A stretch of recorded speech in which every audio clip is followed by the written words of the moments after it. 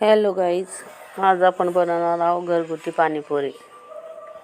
त्यासाठी साहित्य आहे रवा आणि मैदा. हे एकत्र मळून घ्या, जसं आपण चपातीला मळतो तसं. त्याच्या छोट्या छोट्या पुऱ्या करून त्या तळून घ्या. त्यासाठी आपण बनवणार आहोत तिखट पाणी. तिखट पाणी बनवण्यासाठी आज आपण मसाला घेणार आहोत. हिरवी मिरची, पुदिना, कोथिंबीर, जिरा, मीठ. हे व्यवस्थित मिक्सरमध्ये आपल्याला बारीक करून घ्यायची पेस्ट. प्रमाणानुसार पाणी टाकायचे, जशी आपल्याला चव पाहिजे तिखट फिक्की त्यानुसार आपण पाणी टाकणार आहोत. आणि मिश्रण चांगलं ढवळून घ्यायचं आहे. आणि त्यामध्ये आपण टाकणार आहोत थोडा जलजिरा. घरी बनवणारं पाणी हे खूप चवदार असतं आणि ते आपल्या आरोग्यासाठी पण चांगलं आहे. कारण बाहेरचं आपण ज्यावेळेस खातो त्यावेळेस आपल्याला माहीत नाही ते पाणी कोणत्या प्रकारचं वापरतात. त्यासाठी लागणारं दुसरं आहे पाणी. आणि पाणी बनवणार आहोत तर ते गोड आणि आंबट पाणी. त्यासाठी मी आज घेतलेलं आहे 50 ग्रॅम चिंच आणि 50 ग्रॅम गूळ.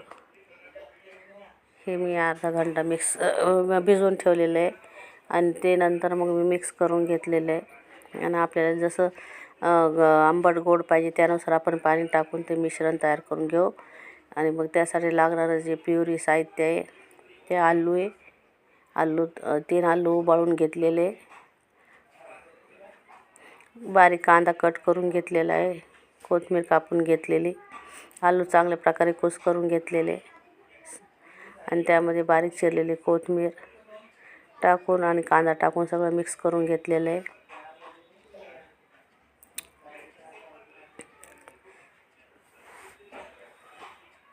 आणि त्यासाठी लागणारे चणे हे रात्री मी भिजवून ठेवले होते, ते चांगले वाफवून घेतलेले. आपण बाहेरचं खातो हे आपल्या आरोग्यासाठी चांगलं नाही, पण आपण जे घरचं खातो ते आपल्या आरोग्यासाठी पण चांगलं आहे. कारण आपल्याला माहीत नाही बाहेर कोणत्या प्रकारे कसं पाणी वापरतात. आपण घरी चांगलं पाणी वापरतो. स्वच्छता पण चांगली आपली घरची असते. म्हणून घरचं खा आणि स्वस्त राहा. माझ्या चॅनलला कोणी सबस्क्राईब केलं नसेल तर सबस्क्राईब करा, लाईक करा, शेअर करा आणि कमेंटमध्ये सांगा मला पाणीपुरी कशी झाली.